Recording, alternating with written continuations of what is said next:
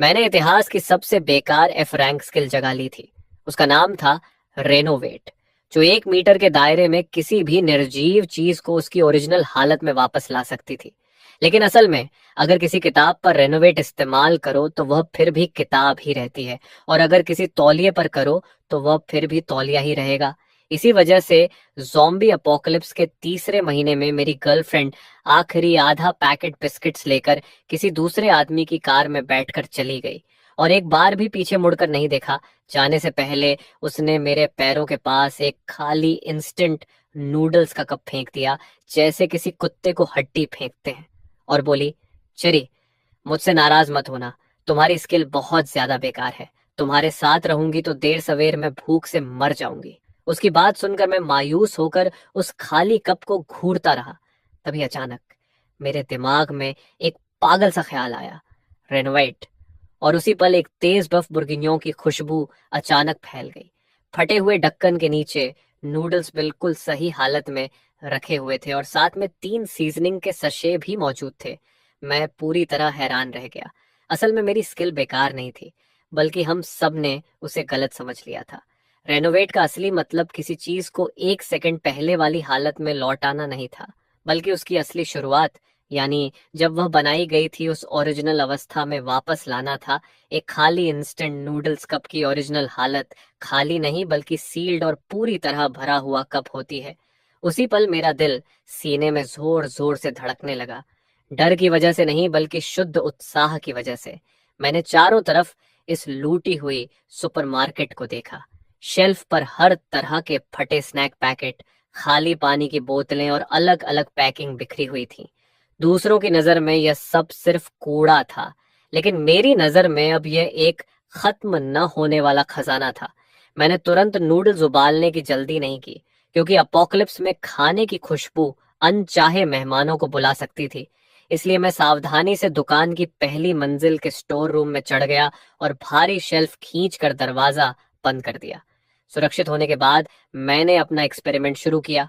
मैंने खाली नूडल्स का कप जमीन पर रखा और मन ही मन कहा, रेनोवेट। एक हल्की सी लहर सी उठी, जो आंखों से लगभग दिखती भी नहीं थी, और तुरंत एक नया नूडल्स का कप फिर से प्रकट हो गया। मैंने अपनी जबरदस्त खुशी को दबाया और बार बार यही करता रहा।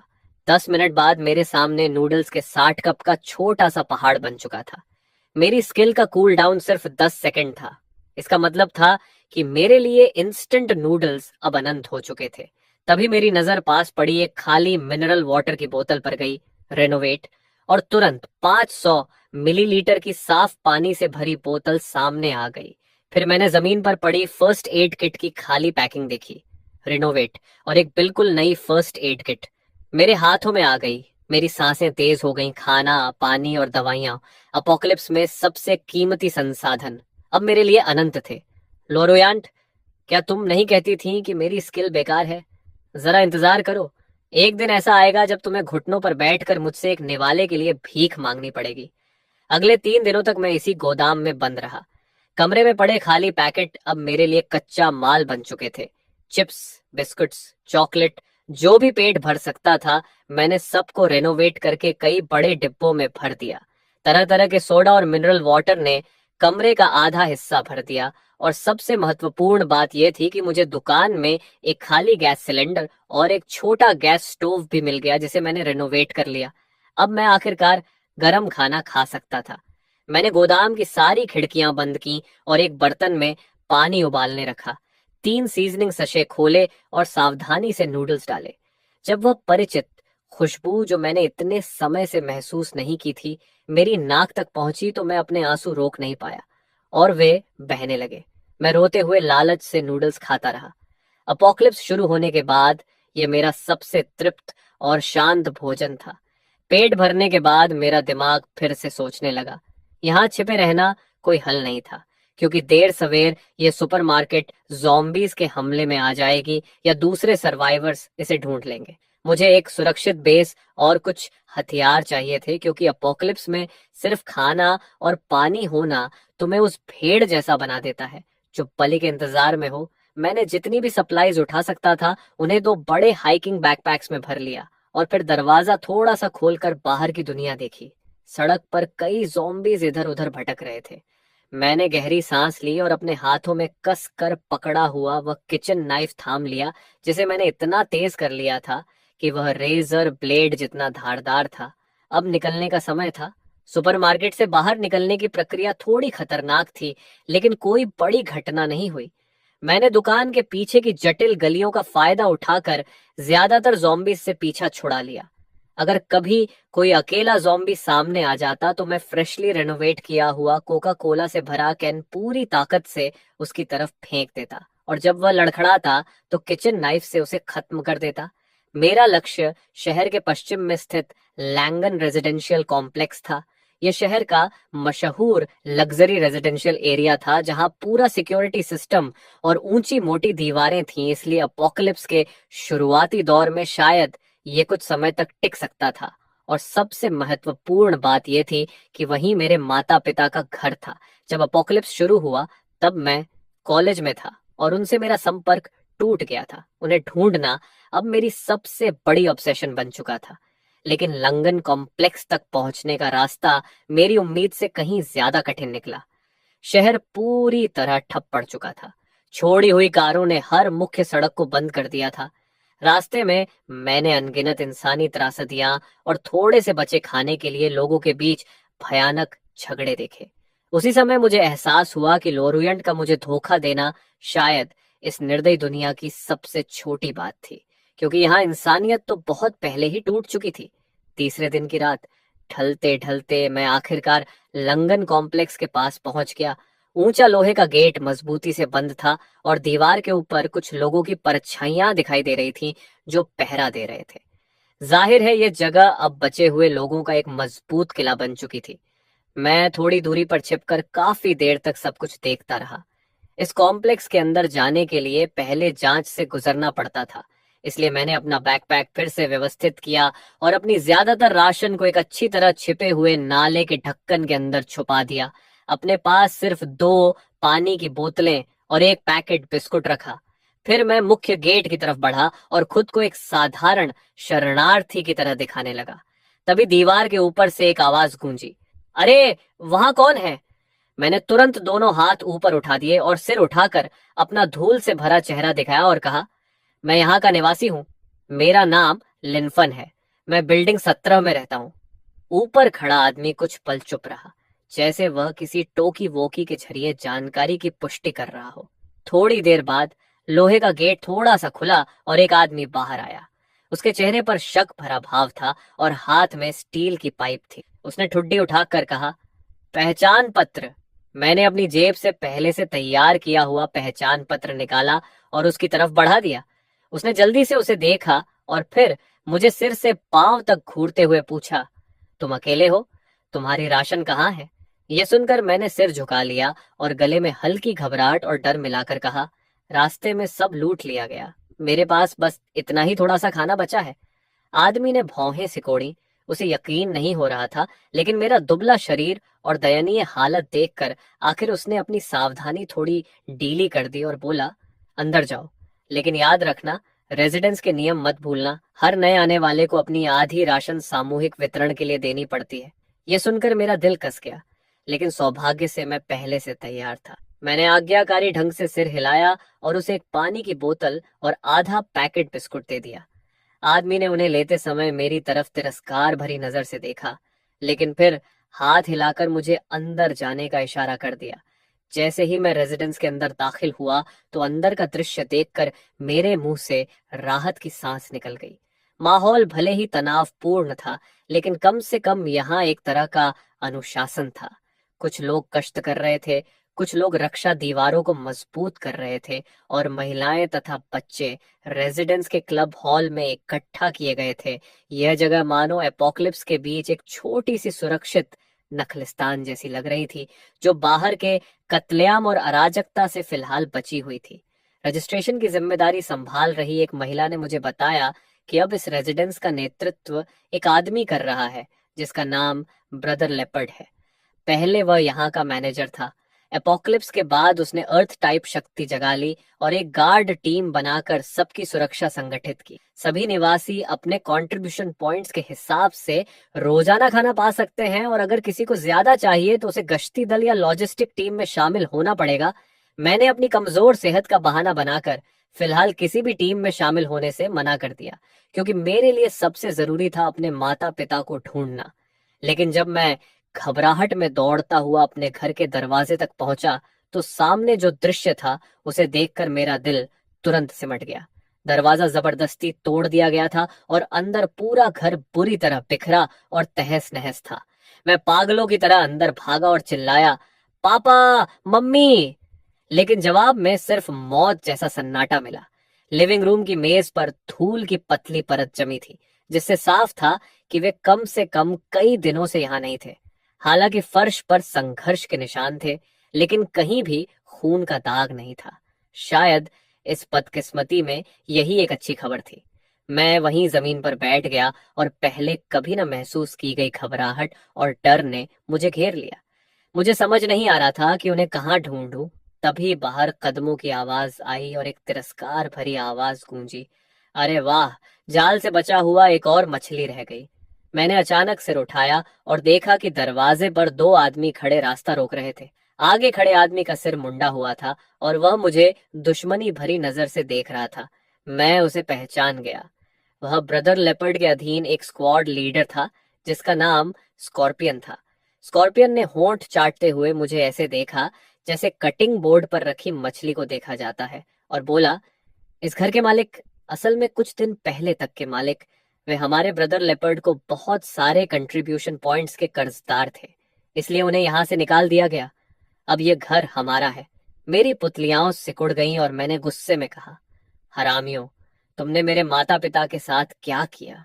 स्कॉर्पियन ने लापरवाही से कहा, हमने बस उन्हें बाहर निकाल दिया। इस दुनिया में निकम्मों का यही अंजाम होता है, लेकिन लगता है तुम उतने बेकार नहीं हो। अगर तुम यहीं रहकर हमारे लिए छोटे मोटे काम करने को तैयार हो तो शायद हम तुम्हें यहाँ रहने देंगे ताकि तुम अपना पेट भर सको। मैं अब तक बहुत भोला था और सोचता था कि यह जगह एक सुरक्षित शरण है, लेकिन सच ये था कि यहाँ भी बड़ी मछली छोटी मछली को खाती है। जब मैंने देखा कि वे दोनों धीरे धीरे मेरी तरफ बढ़ रहे हैं तो मैंने चुपचाप अपना हाथ बैकपैक की साइड जेब में डाला, जहां एक बिल्कुल नया पीलिंग नाइफ रखा था जिसे मैंने अभी हाल ही में बदलकर तेज किया था। लेकिन जैसे ही मैं अपनी जान बचाने के लिए लड़ने को तैयार हुआ तभी दरवाजे से एक ठंडी महिला आवाज आई, रुको। स्कॉर्पियन और उसका साथी सेजबीर तुरंत जम गए और जैसे ही उन्होंने देखा कि कौन आया है उनके चेहरे की मुस्कान तुरंत जम गई और उसकी जगह चापलूसी भरा भाव आ गया। दरवाजे पर खड़ी महिला ने काले रंग का कॉम्बैट सूट पहना हुआ था। उसके हाथ में एक टंग सैबर था जिसकी धार पर गहरे लाल खून के धब्बे अभी भी लगे हुए थे। उसके पीछे उसकी टीम के कई सदस्य खड़े थे जिनसे वही खतरनाक आभा निकल रही थी। मैंने उसे तुरंत पहचान लिया। वह चेनेलिन थी, गार्ड की सबसे ताकतवर कॉम्बैट स्क्वाड की कप्तान। कहा जाता था कि उसने एक दुर्लभ मेंटल टाइप क्षमता जगा ली है और उसकी ताकत का अंदाजा लगाना भी मुश्किल है। वह ब्रदर लेपर्ड की सबसे भरोसेमंद तलवार मानी जाती थी। चेनलिन ने स्कॉर्पियन को पूरी तरह नजरअंदाज किया और मेरी तरफ देखते हुए ठंडे स्वर में पूछा, यहाँ क्या हो रहा है? जैसे मुझे अचानक एक लाइफ बॉय मिल गया हो। मैंने तुरंत कहा, ये लोग मुझ पर हमला करना चाहते हैं। स्कॉर्पियन का चेहरा पीला पड़ गया और उसने जल्दी से सफाई देने की कोशिश की। कैप्टन चेन, इसकी बकवास मत सुनिए। इसके माता पिता हमारे ब्रदर लेपर्ड के कंट्रीब्यूशन पॉइंट्स के कर्जदार थे, इसलिए हम सिर्फ घर जब्त करने आए थे। चेनलिन ने शांत लेकिन दबाव भरी आवाज में कहा, घर जब्त करने के लिए दो लोगों की जरूरत होती है और दरवाजा भी बंद करना पड़ता है। उसकी आवाज ऊंची नहीं थी, लेकिन उसमें ऐसा दबाव था जिसे नजरअंदाज करना नामुमकिन था। फिर उसने ठंडे स्वर में कहा, तुम लोग अभी तक यहाँ खड़े क्या कर रहे हो? निकलो यहाँ से। स्कॉर्पियन, जैसे उसे माफी मिल गई हो। स्कॉर्पियन ने तुरंत अपने साथी को पकड़ा और दोनों जल्दी से वहां से भाग गए।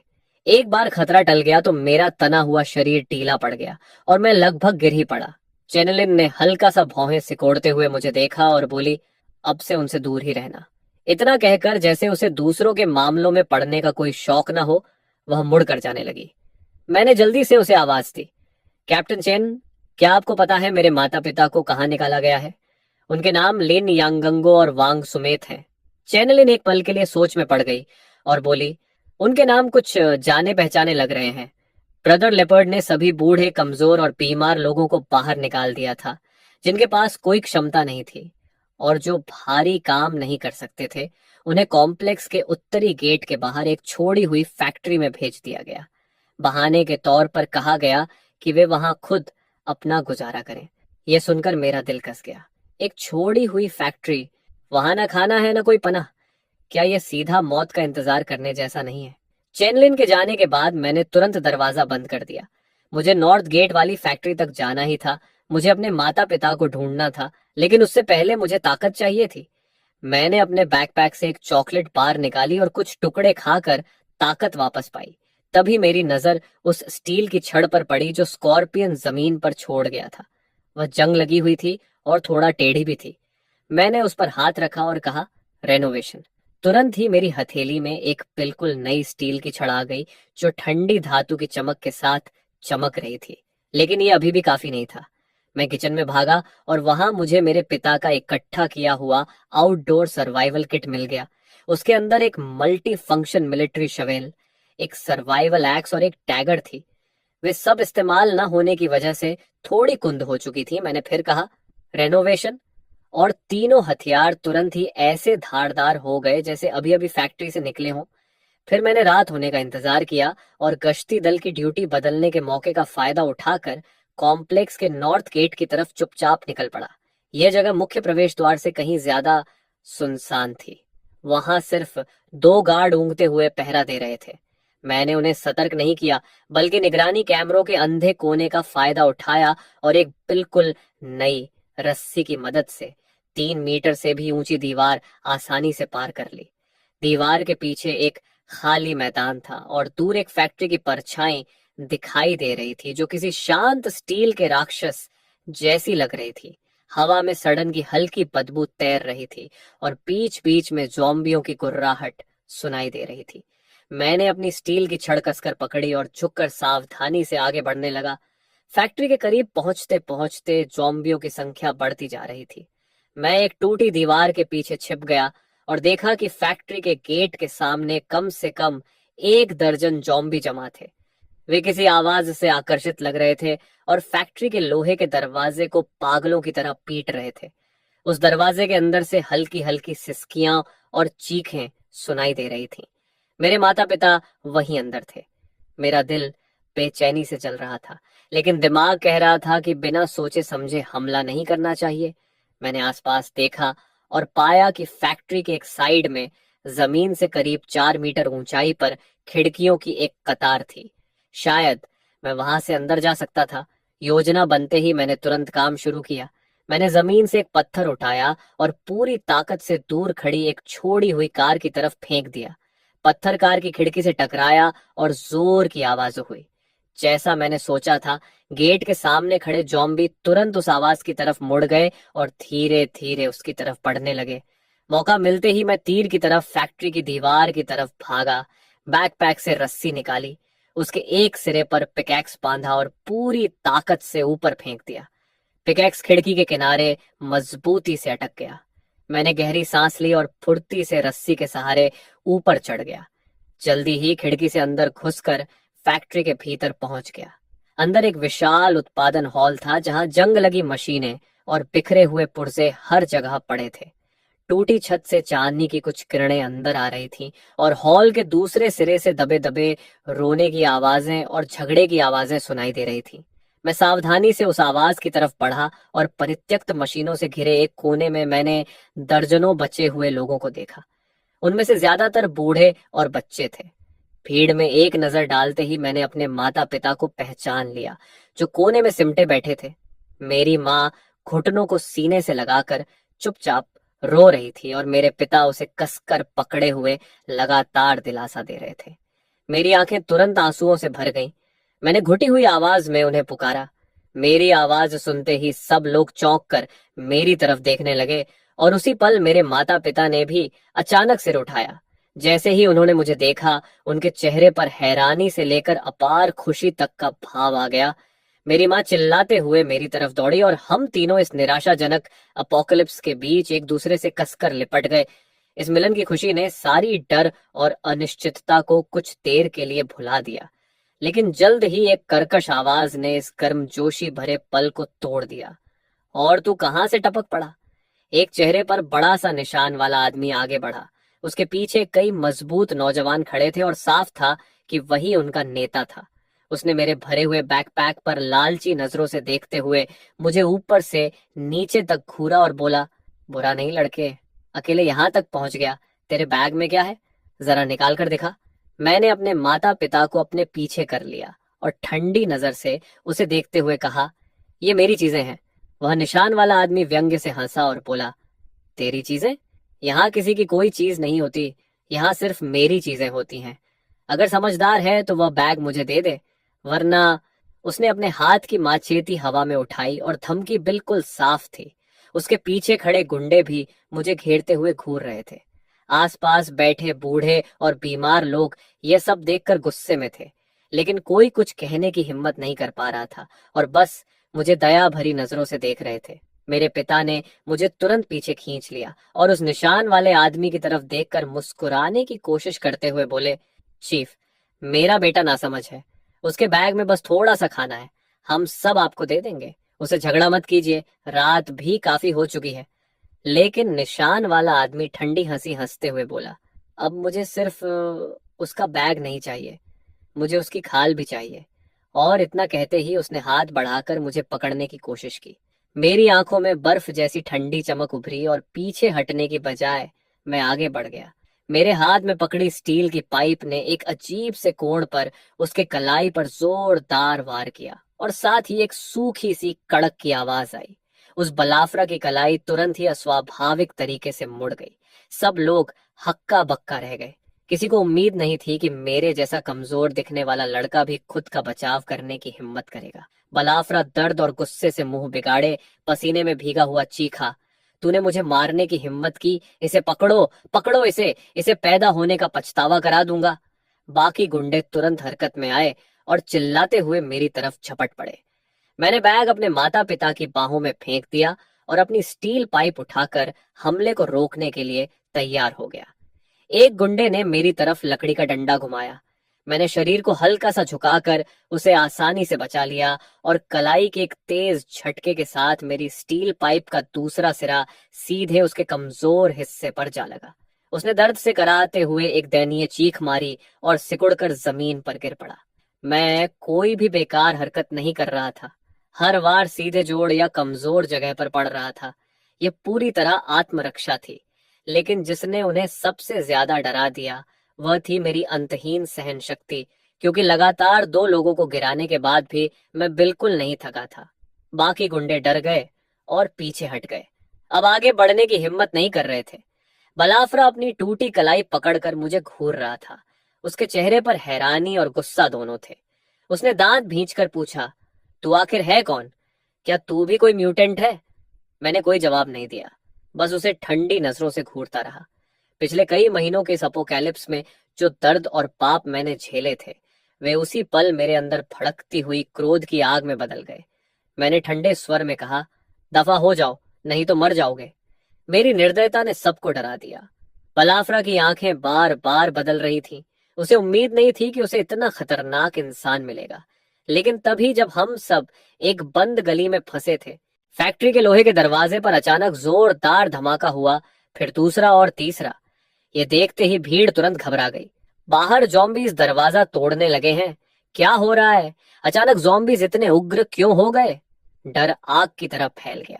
बलाफरा ने मेरी तरफ ध्यान देना बंद कर दिया और अपने गुर्गों के साथ मिलकर शरीरों और फर्नीचर से उस डगमगाते लोहे के दरवाजे को कसकर रोकने लगा। लेकिन ज़ॉम्बीज़ बहुत ज्यादा थे और लोहे का दरवाजा लगातार हथौड़े की तरह पड़ती चोटों से बुरी तरह टेढ़ा हो गया। कुंडी चरमराने लगी, मानो किसी भी पल टूट जाएगी। निराशा का माहौल हर किसी के दिल पर छा गया। मेरे माता पिता भी डर से कांप रहे थे और मेरा हाथ कसकर पकड़े हुए थे। मैंने उस जंग लगे पुराने लोहे के दरवाजे को देखा और मेरे दिमाग में एक साहसी ख्याल आया। मैं सबकी हैरान नजरों के सामने अपनी स्टील पाइप लेकर दरवाजे की तरफ बढ़ा। तू क्या कर रहा है? मरना चाहता है क्या? दरवाजा रोक रहे एक गुंडे ने मुझ पर चिल्लाया, लेकिन मैंने उसे नजरअंदाज कर दिया। मैंने बस अपना हाथ उस ठंडे जंग लगे दरवाजे के पैनल पर रख दिया। सबकी अविश्वसनीय नजरों के सामने एक चमत्कार हुआ। ज़ॉम्बीज़ की मार से टेढ़ा मेढ़ा हो चुका दरवाजा धीरे धीरे अपनी पुरानी हालत में लौटने लगा, जैसे समय उल्टा चल रहा हो। वह फिर से सीधा और सपाट हो गया, यहां तक कि उसका मुड़ा हुआ फ्रेम भी सीधा हो गया। बस एक पल में सब कुछ बदल गया। सबके सामने एक चमकता हुआ मजबूत स्टील का दरवाजा खड़ा था और बाहर से ज़ॉम्बीज़ चाहे जितना हमला करते, वह चट्टान की तरह अडिग रहा। बस भारी भारी आवाजें आती रहीं। पूरे वर्कशॉप में सन्नाटा छा गया। सब लोग मुझे हैरानी से देख रहे थे। पलाफ्रा तो इतना स्तब्ध था कि अपनी टूटी कलाई का दर्द भी भूल गया। उसने मेरी तरफ उंगली दिखाते हुए हकलाकर कहा, तू तू तेरी म्यूटेशन चीजें रिपेयर कर सकती है। मुझे उसे समझाने की कोई इच्छा नहीं थी। मैंने हाथ हटा लिया और उसे ठंडी नजर से देखा। अपोक्लिप्स में ताकत ही सब कुछ होती है। मेरी पहले की क्रूरता और अभी अभी दिखी इस चमत्कारी ताकत ने पूरी तरह बलाफ्रा की मानसिक दीवार तोड़ दी। उसने मेरी तरफ देखा और उसकी आंखों में अब लालच नहीं बल्कि गहरा डर था। उसने झुककर कहा, सलाम बॉस। मैं अभी अंधा हो गया था। आप महान हैं, मेरी गलती माफ कर दीजिए। मैंने कुछ नहीं कहा, बस अपने माता पिता की तरफ चला गया। मेरी माँ ने मुझे जटिल भाव से देखा, जिसमें गर्व, चिंता और थोड़ा सा अजनबीपन भी था। मैंने उनका हाथ पकड़कर उन्हें भरोसा दिलाया, माँ डर मत, मैं यहाँ हूँ। फिर मैंने उस बड़े बैग से एक सेल्फ हीटिंग मील बॉक्स, एक सॉसेज और शुद्ध पानी की बोतल निकाली और कहा, पापा मामान पहले कुछ खा लो। खाने की खुशबू फैलते ही सबकी नजरें उधर टिक गईं।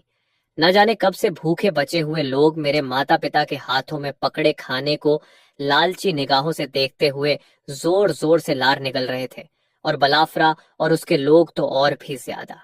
इस अपोक्लिप्स में जहां खाना सोने से भी ज्यादा कीमती था, मैं ऐसे ही ढेर सारी चीजें निकाल सकता था जैसे कुछ हुआ ही ना हो।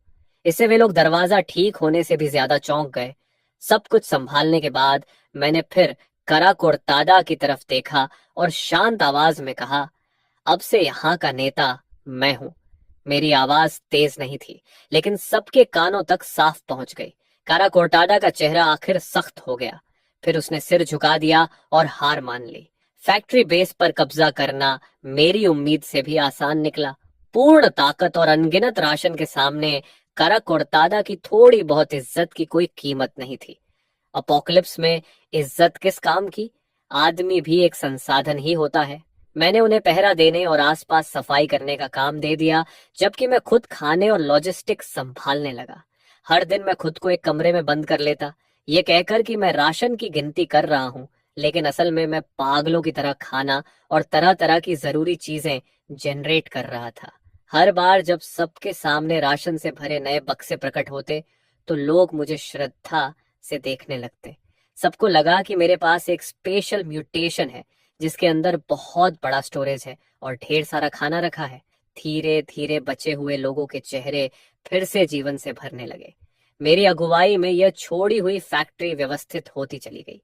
मेरे माता पिता मेरे सबसे भरोसेमंद सहायक बन गए, जो लोगों को संभालने और राशन बांटने में मेरी मदद करने लगे।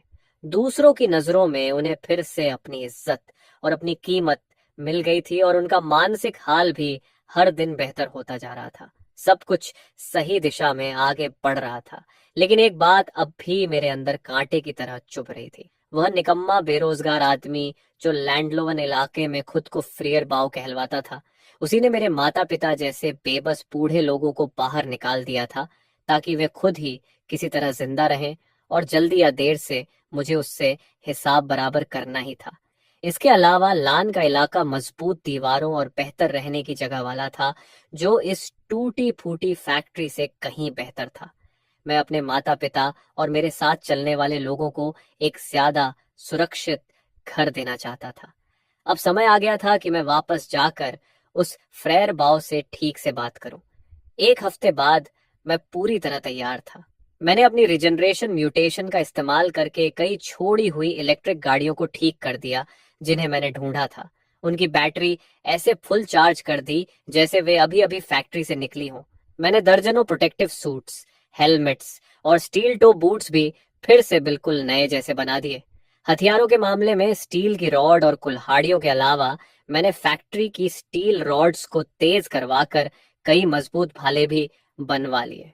जहां तक बलाफ्रा और उसके खास आदमियों की बात थी, वे अब पूरी तरह मेरे वफादार बन चुके थे।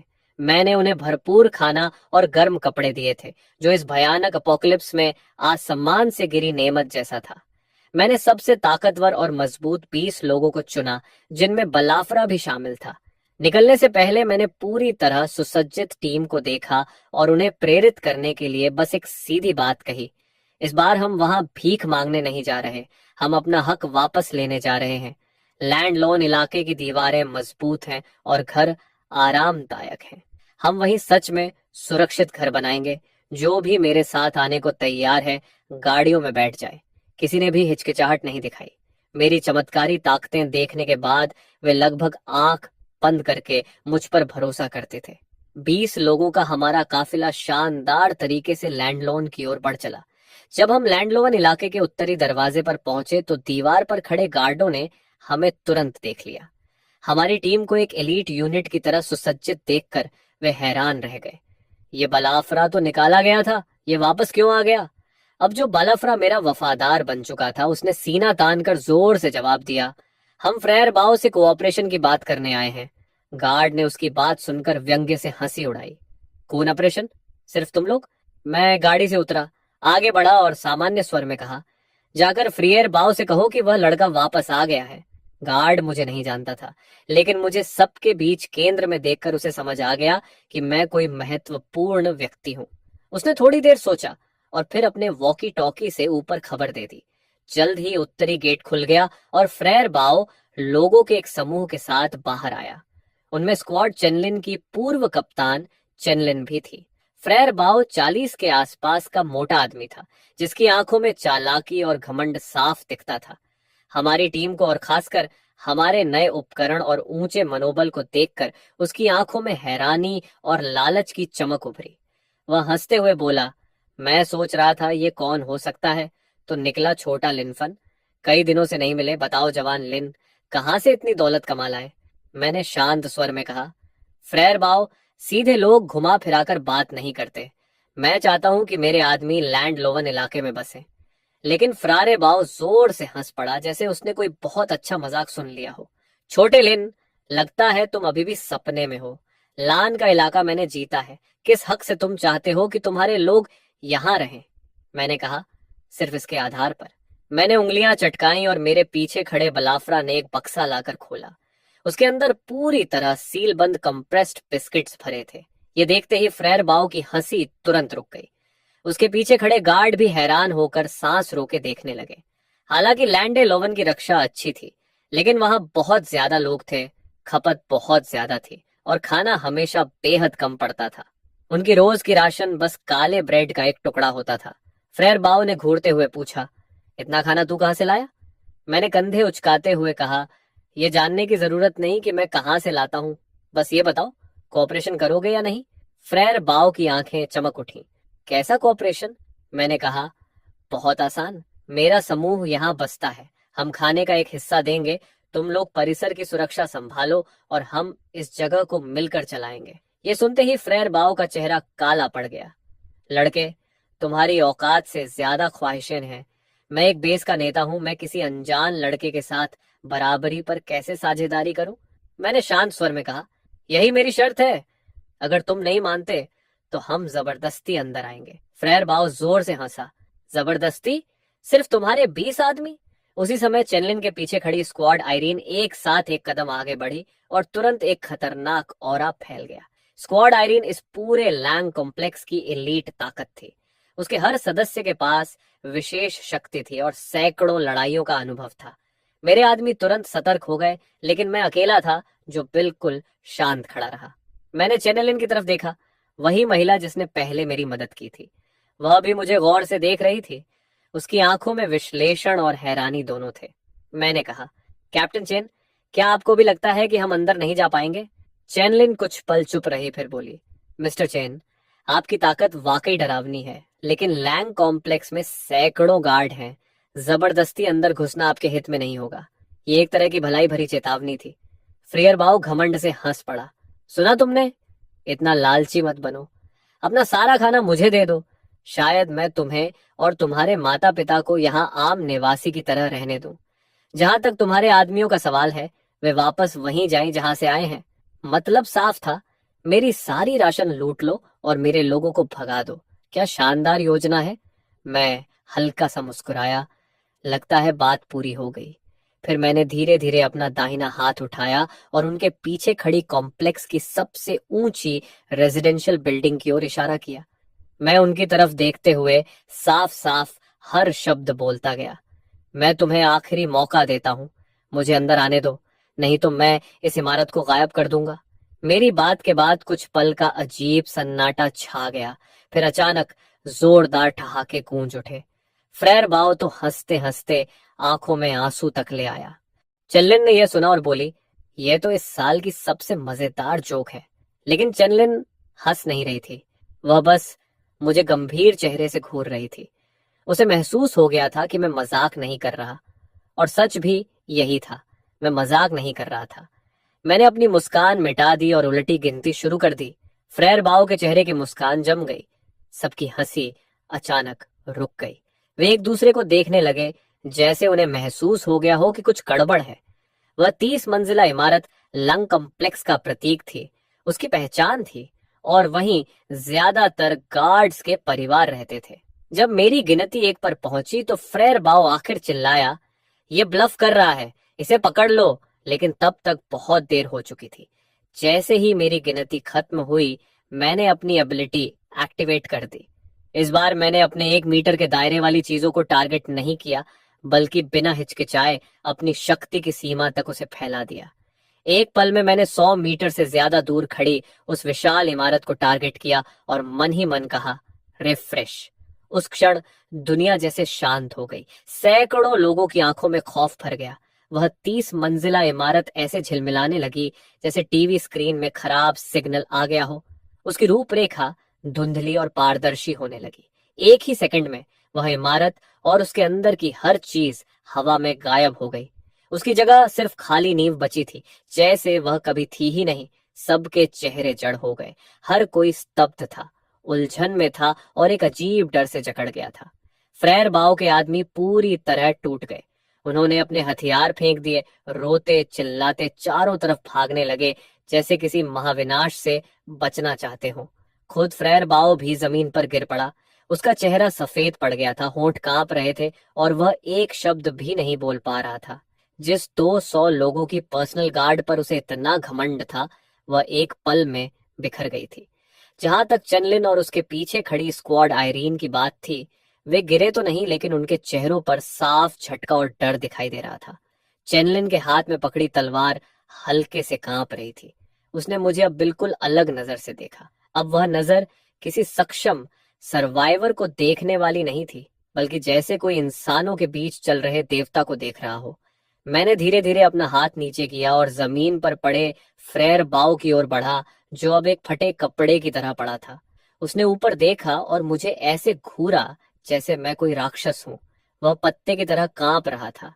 मैंने शांत आवाज में कहा, अब मैं अपने आदमियों को अंदर ला सकता हूँ, है ना फ्रेर बाव? उसने तुरंत जोर जोर से सिर हिलाया और रेंगते हुए रास्ते से हट गया। मैंने उसे अनदेखा किया, मुड़ा और पीछे खड़े बलाफ्रा और बाकी लोगों से कहा, अंदर चलो। मेरे आदमी जैसे किसी सपने से बाहर आए। वे मुझे ऐसी नजर से देख रहे थे जैसे मैं उनका देवता हूं। उन्हें पता था कि उनका नेता मजबूत है, लेकिन उन्होंने कभी नहीं सोचा था कि वह एक पूरी इमारत को मिटा सकता है। ये कैसी अविश्वसनीय शक्ति थी। ऐसे नेता के पीछे चलते हुए अपोक्लिप्स से बचने की चिंता क्यों करनी चाहिए? पूरे लैंग कॉम्प्लेक्स के लोगों की हैरान और सम्मान भरी निगाहों के बीच हमारा समूह विजयी अंदाज में अंदर दाखिल हुआ। किसी ने हमें रोकने की हिम्मत नहीं की। चेनलिन और उसकी स्क्वाड इरीने भी चुपचाप हमारे पीछे चल पड़ी, जैसे हमें एस्कॉर्ट कर रही हो। मुझे पता था कि आज से लैंग कॉम्प्लेक्स का मालिक बदल चुका है। कॉम्प्लेक्स पर नियंत्रण लेने के बाद सबसे पहले मैंने फ्रेयर बाओ और उसके उन आदमियों को साफ किया जो अपनी ताकत का गलत इस्तेमाल करते थे। मैंने उसके मुख्य लोगों को कैद कर लिया, उन्हें मारा नहीं, बस उनकी शक्ति खत्म कर दी। मेरी इवॉल्व्ड पावर अब जीवित प्राणियों पर भी असर डाल सकती थी। मैं किसी के शरीर को इम्प्रूव करके उसे उसके सबसे अच्छे स्वास्थ्य की हालत में वापस ला सकता था, और हाँ, मैं उनके पावर कोर को भी इम्प्रूव करके उसे अवेकनिंग से पहले की स्थिति में लौटा सकता था। जब फ्रेयर बाओ एक रेस्पिरेटरी टाइप पावर यूजर से गिरकर एक मोटा और कमजोर आदमी बन गया जो लड़ भी नहीं सकता था, तो उसका मानसिक संतुलन ही टूट गया। जहां तक चेनलिन और उसकी स्क्वाड आयरीन का सवाल था, मैंने उन्हें अपने साथ मिला लिया क्योंकि वे असली योद्धा थे जिनमें अभी भी इंसानियत बाकी थी, और अपोकलिप्स में ऐसी ताकत बहुत दुर्लभ थी। मैंने चेनलिन के सामने लड़ाई में टेढ़ी हो चुकी तलवार को इम्प्रूव करके बिल्कुल नई बना दिया, फिर एक एक्सपायर होने वाली एंटीबायोटिक की डिब्बी को इम्प्रूव करके बिल्कुल नई दवा में बदल दिया। चेनलिन ने यह सब देखा और आखिर समझ गई कि मेरी शक्ति न तो स्पेशल एबिलिटी है और न ही साधारण रिपेयर एबिलिटी, बल्कि लगभग एक ऐसी एब्सोल्यूट पावर है जिसे वह समझ नहीं सकती। वह काफी देर चुप रही और फिर आखिर उसने मेरे सामने सिर झुका दिया। आज से स्क्वाड आयरीन आपके आदेश मानेगी। स्क्वाड आयरीन को अपने अधीन करने के बाद मैंने सच में लैंग कॉम्प्लेक्स पर पूरा नियंत्रण हासिल कर लिया। मैंने नए नियम बनाए, चाहे किसी के पास पावर हो या नहीं, काम करेगा तभी खाना मिलेगा। मैंने अपनी अनंत सप्लाईज का इस्तेमाल करके जल्दी ही लोगों का दिल जीत लिया और कॉम्प्लेक्स के अंदर की सारी गड़बड़ियां साफ कर दी। मेरी अगुवाई में लैंग कॉम्प्लेक्स फिर से जी उठने लगा। मेरे माता पिता मुझे गर्व और खुशी से देखते थे। उन्होंने कभी मुझसे नहीं पूछा कि मेरी शक्ति असल में क्या है। उन्हें बस इतना पता था कि उनका बेटा अब बड़ा हो चुका है और सबका सहारा बन गया है। जब बेस पूरी तरह स्थिर हो गया तो मैंने एक और गहरी बात सोचना शुरू किया। मेरी शक्ति की असली सीमा क्या है? अगर मैं इंस्टेंट नूडल्स को इम्प्रूव कर सकता हूँ, अगर मैं एक पूरी इमारत को इम्प्रूव कर सकता हूँ, तो क्या मैं किसी जीवित इंसान को भी इम्प्रूव कर सकता हूँ? मैंने एक गार्ड को ढूंढा जिसे लड़ाई के दौरान ज़ॉम्बी ने खरोंच दिया था और वह धीरे धीरे म्यूटेट हो रहा था। सबको यकीन था कि वह अब नहीं बचेगा। मैंने सबको कमरे से बाहर भेज दिया, दरवाजा बंद किया और अपना हाथ उसके माथे पर रखा। एक हल्की सफेद रोशनी उसके शरीर को ढकने लगी। उसकी दर्द भरी चीखें धीरे धीरे शांत हो गईं और उसकी म्यूटेशन मेरी आंखों के सामने गायब होने लगी। मैंने देखा कि उसके घाव मिट रहे हैं और मेरे दिल में एक जबरदस्त भावना उमड़ पड़ी। मैं सफल हो गया था। मैंने उसके शरीर को इन्फेक्शन से पहले की हालत में लौटा दिया था। इसका मतलब था कि ज़ॉम्बी वायरस अब मेरे लिए कोई लाइलाज बीमारी नहीं रहा। इस खोज से मुझे एक इमारत को इम्प्रूव करने से भी ज्यादा खुशी मिली। अगर मैं ज़ॉम्बी वायरस को ठीक कर सकता हूँ, तो क्या इसका मतलब ये नहीं कि मैं और ज्यादा लोगों को बचा सकता हूँ, या शायद अपोकलिप्स को ही खत्म कर सकता हूँ? उसी पल मेरे दिल के अंदर एक बहुत बड़ा और भव्य प्लान चुपचाप आकार लेने लगा। लेकिन उससे पहले मुझे एक निजी हिसाब चुकाना था। मैंने चेनलिन को बुलाया और उससे पूछा कि क्या उसे हाल ही में किसी सर्वाइवर टीम की खबर मिली है जिसका नाम फ्यूगो ऑर्डियंटे है, यानी वह टीम जिसके नेता रांथरे चेनिया नाम का फायर मास्टर है और जिसमें मेरा एक्स बॉयफ्रेंड लुरुयांड भी है। चेनलिन ने एक नक्शा निकाला, शहर के पूर्वी हिस्से में बने एक बड़े सुपरमार्केट की तरफ इशारा किया और कहा कि जानकारी के मुताबिक उन्होंने उसी जगह को अपना ठिकाना बना लिया है। वह उस इलाके की सबसे ताकतवर शक्ति है और उनका लीडर वाकई हैरान करने वाला है। अपनी चरम स्थिति में एक अर्थ लेवल फायर मास्टर। मेरी आंखों में ठंडी चमक कौंध गई। मैंने शांत स्वर में कहा, कल हम अपने इन पड़ोसियों से मिलने चलेंगे। अगले दिन मैं केवल चेनलिन और उसकी स्क्वाड आयरीन को साथ लेकर निकला। हम उस आर्मर्ड ऑनल टेरन व्हीकल में बैठे जिसे मैंने खुद इम्प्रूव किया था और सीधे उस बड़े सुपरमार्केट की तरफ चल पड़े। वह सुपरमार्केट अब एक मजबूत किले में बदल चुका था। उसकी दीवारों पर हथियारबंद गार्ड्स तैनात थे। हमारे पहुंचते ही अलार्म बज उठा। ऊपर से आवाज आई, कौन है वहां? अपनी पहचान बताओ। चेनलिन ने सिर बाहर निकालकर चिल्लाकर कहा, ये लिन फैन है, लैंग बेस से तुम्हारे लीडर श्यांगयांग से मिलने आया है। दीवार पर खड़े लोगों ने मेरा नाम शायद पहले कभी नहीं सुना था, लेकिन लैंग बेस की रेप्यूटेशन वे जानते थे। थोड़ी ही देर में सुपरमार्केट का मुख्य दरवाजा खुला और लाल चमड़े के कपड़े पहने एक आदमी बाहर आया। उसके पीछे लुरयुयांत खड़ा था और उसकी आंखों में साफ साफ प्रशंसा भरी हुई थी। महीनों बाद उसे देखकर लगा कि वह यहाँ काफी अच्छी हालत में जी रहा है। पहले तो लुरयानट मुझे देखकर चौंका, फिर उसके चेहरे पर एक घमंडी मुस्कान फैल गई। उसने ताने मारते हुए कहा, अरे अगर ये लिनफान नहीं है तो कौन है? क्या हुआ, बाहर सरवाइव नहीं कर पाए और अब हमारे फुएगो अर्दियांटे में शामिल होना चाहते हो? शायद वह अभी भी मुझे वही बेकार आदमी समझ रही थी जिसे उसकी प्रोटेक्शन की जरूरत होती थी।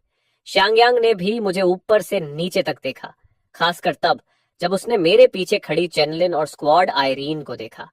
उसकी आंखों में एक पल को सतर्कता चमकी, लेकिन उससे ज्यादा तिरस्कार था। वह बोला, लैंगबेस, कभी नाम नहीं सुना। हम यहाँ निकम्मों को नहीं रखते। तुम लोग अगर जिंदा रहना चाहते हो तो अपने वाहन और सप्लाईज छोड़ दो और यहाँ से दफा हो जाओ।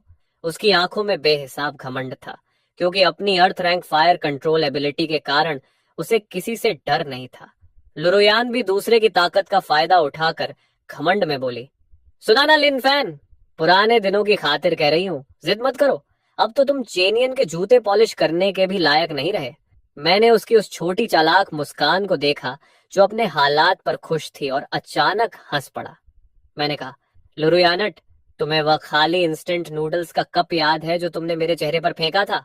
वह एकदम चौंक गई, समझ ही नहीं पाई कि मैं अचानक उस बात का जिक्र क्यों कर रहा हूँ। उसने झुंझलाकर कहा, क्या? कौन सा नूडल्स कप? मुझे कुछ याद नहीं, जल्दी निकलो यहाँ से, तुम्हें देखना भी परेशान करता है। मेरी मुस्कान गायब हो गई और मेरी नजरें बर्फ जैसी ठंडी हो गईं। मैंने धीमे स्वर में कहा, तुम्हें याद न हो, लेकिन मुझे सब साफ साफ याद है और आज मैं तुम्हें वही खिलाने आया हूँ। लुरुयानट को यह किसी मजाक जैसा लगा। वह उंगली दिखाकर जोर से हंस पड़ी। लिनफैन, तुम सच में पागल हो गए हो? मुझे नूडल्स का कप खिलाओगे और क्या करोगे? शांगयांग ने भी हाथ बांधकर ठंडी हंसी के साथ कहा, बड़े घमंडी बन रहे हो लड़के। लगता है अगर तुम्हें अच्छी तरह सबक न सिखाया तो तुम्हें मौत का मतलब ही नहीं पता चलेगा। उसके शब्द खत्म होते ही उसकी हथेली में आग का एक चमकता हुआ गोला बन गया, जिसकी गर्मी दूर से ही महसूस हो रही थी। स्क्वाड आयरीन तुरंत डिफेंसिव पोजीशन में आ गई, लेकिन चेनलिन और मैं वहीं शांत खड़े रहे। मैंने उसकी हथेली में जलती आग को देखा और सिर हिलाकर कहा, बस इतनी ही ताकत है तुम्हारी? कितनी दयनीय। इतना कहकर मैंने हाथ उठाया। अगले ही पल चेनियन की हथेली में जलती आग ऐसे बुझ गई जैसे हवा ने मोमबत्ती बुझा दी हो। शेणयांग के चेहरे की घमंडी मुस्कान तुरंत जम गई। उसने अविश्वास से अपनी खाली हथेली को देखा। वह हक्का बक्का होकर चिल्लाया, ये क्या हुआ? मेरी आग कहाँ गई? उसने फिर से अपनी शक्ति इकट्ठा करने की कोशिश की, लेकिन चाहे जितनी कोशिश करे एक छोटी सी चिंगारी भी पैदा नहीं कर पाया। जिस अर्थ रैंक फायर कंट्रोल एबिलिटी पर उसे इतना गर्व था वह गायब हो चुकी थी। वह डर से उंगली दिखाकर चिल्लाया, तुमने मेरे साथ क्या किया चेनिया? मैंने कोई जवाब नहीं दिया। मैं बस मुड़ा और डर से जमी हुई लुरुयानट को देखा। मैंने ठंडे स्वर में कहा, अब समझ में आया कि मैं किस चीज पर भरोसा करके यहाँ आया हूँ। उसके होंठ कांप रहे थे, चेहरे से सारा रंग उड़ चुका था। उसे समझ नहीं आया था कि अभी क्या हुआ, लेकिन उसने अपनी आंखों से देखा था कि श्यांगयांग की भयानक आग की शक्ति मेरे सामने बिना आवाज के गायब हो गई। डर के कारण वह एक पूरा वाक्य भी नहीं बोल पा रही थी। चेनलिन ने उसे पकड़कर मेरे सामने फेंक दिया। वह जमीन पर घुटनों के बल गिर पड़ी और रोते रोते उसकी नाक बह रही थी और वह दया की भीख मांगने लगी। मैंने उसकी दयनीय हालत को बिना किसी भाव के देखा और अपनी जेब से एक चीज निकाली। वह था braced beef flavour instant noodles का वही कुचला हुआ खाली पैकेट जो उसने कभी मेरे ऊपर फेंका था और जिसे मैं अब तक संभाल कर रखे हुए था। मेरी हथेली में वह खाली पैकेट तुरंत बदलकर एक बिल्कुल नई इंस्टेंट नूडल्स की डिब्बी बन गया। मैंने पैकेट फाड़ा, अंदर की नूडल्स की टिकिया और मसाले के सारे सचेट्स बाहर निकाल दिए और केवल खाली कार्डबोर्ड कप बचाकर लुरुयंट के सामने रख दिया। जमीन पर पड़े उस खाली कार्डबोर्ड कप को देखकर उसका चेहरा किसी लाश से भी ज्यादा भयानक हो गया। उसे पता चल गया कि मैं मजाक नहीं कर रहा। वह कांपते हाथों से वह कार्डबोर्ड कप उठाने लगी। सबकी नजरों के सामने उसे मजबूर होकर उसे खाना पड़ा, आंसू और बहती नाक के साथ। यह दृश्य देखकर श्यांगयांग को आखिर समझ आया कि उसने किस तरह के डरावने इंसान को नाराज कर दिया है। उसके पैर कांप गए और वह भी घुटनों के बल गिर पड़ा। मैंने उसकी तरफ देखा तक नहीं, बस चुपचाप लुरुयांड को देखता रहा जब तक उसने वह कार्डबोर्ड कप और उसका पैकेट दोनों निगल नहीं लिया। फुएगो आर्डियांटे बेस का पतन मेरी उम्मीद से कहीं ज्यादा आसान साबित हुआ। उनका लीडर अपनी विशेष शक्ति खो चुका था और मेरे तरीकों से सब इतने डर गए थे कि उन्होंने लगभग बिना किसी विरोध के आत्मसमर्पण कर दिया। मैंने दोनों बेसेस को मिला दिया और लैंडलो वॉर्नन बेस शहर के पूर्वी हिस्से की सबसे शक्तिशाली सर्वाइवर फैक्शन बन गई। लुरुयंट से जुड़े अपने दिल के पुराने दर्द को शांत करने के बाद मैंने पूरी ताकत बेस को विकसित करने और स्पेशल एबिलिटीज का अध्ययन करने में लगा दी। मेरी उस शक्ति की खबर, जो ज़ॉम्बी वायरस को ठीक कर सकती थी, चाहे इन्फेक्शन शुरू हो चुका हो, एक दिन पूरे दुनिया को हिलाकर रख देने वाली थी। उससे पहले कि मेरे पास खुद को सुरक्षित रखने की पूरी ताकत होती, मुझे यह राज छुपाकर रखना था। मैंने एक गुप्त मेडिकल लैब बनाई, जिसका नेतृत्व मेरे माता पिता कर रहे थे, जो उन संक्रमित लोगों का इलाज करते थे जिन्हें अभी भी बचाया जा सकता था। जिसको मैं ठीक करता, वह मेरे प्रति बेहद कृतज्ञ हो जाता और इस तरह वे मेरे सबसे वफादार समर्थक बनते चले गए। मेरी ताकत और मेरा गुट बर्फ के गोले की तरह लगातार बढ़ता गया। इसी दौरान मेरी मुलाकात दूसरी सर्वाइवर फैक्शनों से भी हुई। जो दोस्त थे उन्हें मैंने खाना और मदद दी, और जो दुश्मन थे उन पर मैंने जरा भी रहम नहीं किया। धीरे धीरे इन वन का नाम एक किंवदंती बन गया। कुछ लोग कहते थे कि मैं दुनिया को बचाने वाला देवता हूं, तो कुछ कहते थे कि मैं दुनिया को नष्ट करने वाला दानव हूं। लेकिन चाहे वे कुछ भी कहते, एक सच्चाई से कोई इनकार नहीं कर सकता था। मैं इस पोस्ट एपोकैलिप्टिक दुनिया के शिखर पर पहुंच चुका था। प्रलय के 5वें साल तक लोवन की बेस फैलकर एक विशाल शहर बन चुकी थी, जिसमें 1 लाख लोग रहते थे। हमारे पास बेहतरीन रक्षा प्रणाली थी, आत्मनिर्भर खेती थी और एक ऐसा समाज था जहां व्यवस्था फिर से स्थापित हो चुकी थी। यहाँ लोगों के चेहरों पर मुस्कान वापस लौट आई थी, और मैं इस शहर का निर्माता और रक्षक देवता होने के बावजूद बहुत कम सार्वजनिक रूप से दिखाई देता था। ज्यादातर समय मैं शहर के केंद्र में सबसे ऊंची मीनार पर खड़ा होकर उस शहर को देखता रहता जिसे मैंने अपने हाथों से बनाया था। मेरी विशेष शक्ति भी अब बहुत आगे बढ़ चुकी थी। अब मुझे किसी चीज को पुनर्स्थापित करने के लिए उसे छूने की भी जरूरत नहीं थी। बस मेरी दृष्टि के क्षेत्र में आना काफी था। मैं बंजर जमीन को फिर से उपजाऊ बना सकता था, दूषित पानी को शुद्ध कर सकता था।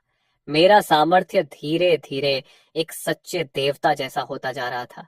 शेनलिंग, जो अब सिटी ऑफ होप की मुख्य कमांडर बन चुकी थी, मेरे पीछे खड़ी होकर मुझे रिपोर्ट दे रही थी। सिटी लॉर्ड, पश्चिम की तरफ जॉम्बियों की भीड़ तेजी से करीब आ रही है, और उनका नेता एक एस क्लास म्यूटेंट जॉम्बी है जिसकी बुद्धि हमने पहले कभी नहीं देखी। एस क्लास जॉम्बी इस प्रलय की सबसे खतरनाक श्रेणी थे, जिनके पास पूरी एक शहर को मिटा देने की शक्ति होती थी। यह सुनकर मेरी नजर दूर तक गई और मैंने जॉम्बियों की उस काली लहर को देखा जो सब कुछ कुचलती चली आ रही थी। उस लहर के बीचों बीच सफेद हड्डियों के सिंहासन पर बैठा एक जॉम्बी था, जैसे कोई सम्राट हो। उसने भी मानो मेरी नजर महसूस कर ली और उसकी लाल आंखें हवा में मेरी आंखों से टकराईं। एक भयानक मानसिक दबाव हजारों मील पार करता हुआ मुझ पर आ गिरा। शेनलिंग के मुंह से एक कराह निकल गई और उसका चेहरा तुरंत पीला पड़ गया, लेकिन मैंने बस हाथ हिलाया और वह दबाव तुरंत खत्म हो गया। मैंने पूछा, क्या सब तैयार है? शेनलिंग ने गहरी सांस ली और दृढ़ नजर से बोली, सिटी ऑफ होप आपके साथ जिएगी और आपके साथ मरेगी। मैं मुस्कुराया और सिर हिलाया, नहीं, हम नहीं मरेंगे। फिर मैं उसकी तरफ मुड़ा और इस शहर के हर निवासी को देखा। अब समय आ गया है कि इस प्रलय का अंत हो। मैं अकेला शहर से बाहर निकला और उस दीवार पर जा खड़ा हुआ जो ज़ॉम्बियों की उस अंतहीन भीड़ का सामना कर रही थी, जो मानो आकाश और धरती को निगल जाना चाहती थी। शहर के 1 लाख लोग विशाल स्क्रीन के जरिए मुझे देख रहे थे। वे तनाव में थे, डरे हुए थे, लेकिन सबसे बढ़कर उनमें विश्वास था। एस क्लास जॉम्बी की दहाड़ इतनी भयावह थी कि वह इंसानी आत्मा को भी तोड़ सकती थी। उसने पूरी ज़ॉम्बी सेना को पूर्ण आक्रमण का आदेश दे दिया। मैंने धीरे धीरे अपने हाथ उठाए, जैसे पूरे संसार को थाम लेना चाहता हूँ। सभी को लगा कि मैं कोई विनाशकारी हमला करने वाला हूँ जो दुनिया को तबाह कर देगा, लेकिन वे गलत थे। मेरे चेहरे पर हत्या की कोई मंशा नहीं थी, सिर्फ करुणा की चमक थी। मेरी विशेष शक्ति विनाश के लिए नहीं, पुनर्जन्म के लिए थी। मैंने आंखें बंद की और बिना किसी रोक टोक के अपनी सारी शक्ति मुक्त कर दी। वह किसी एक जॉम्बी या किसी एक जगह को निशाना नहीं बना रही थी, बल्कि इस पूरे संसार को जो घावों और बीमारी से सड़ चुका था। उसी क्षण समय जैसे थम गया। एक विशाल और कोमल प्रकाश, जिसका वर्णन शब्दों में नहीं किया जा सकता, मेरे शरीर से निकलकर पूरी दुनिया में फैल गया। जहां जहां वह रोशनी पहुंची, वहां उग्र ज़ॉम्बी अचानक रुक गए। उनके सड़ते हुए शरीर ठीक होने लगे और उनकी धुंधली आंखों में फिर से स्पष्टता लौट आई।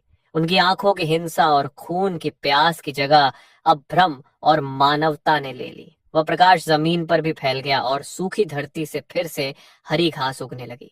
काले भयावह बादल छूट गए और एक साफ नीला आसमान दिखाई देने लगा, जैसा बहुत समय से किसी ने नहीं देखा था।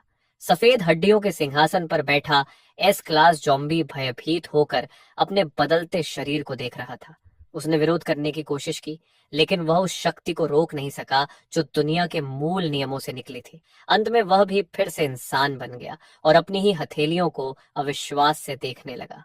पूरी दुनिया का पुनर्जन्म हो चुका था। जो भी लोग वायरस से संक्रमित थे, वे सब सामान्य हो गए। प्रलय से तबाह हो चुकी सारी धरती फिर से जीवन से भर गई। ऐसा लगा जैसे 5 साल तक चला वह दुस्वप्न सिर्फ एक भ्रम था। सिटी ऑफ होप पूरी तरह खामोश हो गई। हर कोई स्क्रीन के जरिए इस चमत्कार को अविश्वास से देख रहा था।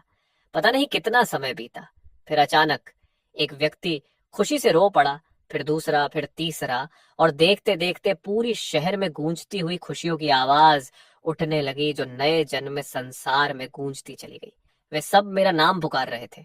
मैं दीवार पर खड़ा ताजी हवा को महसूस कर रहा था। जब मैंने सिर घुमाया तो मैंने शेनलिंग को देखा, अपने माता पिता को देखा और अनगिनत खुश चेहरे देखे जो उम्मीद से भरे थे। मैं मुस्कुराया। मेरे सामने रखा इंस्टेंट नूडल्स का कटोरा अब अनंत बार भर सकता था।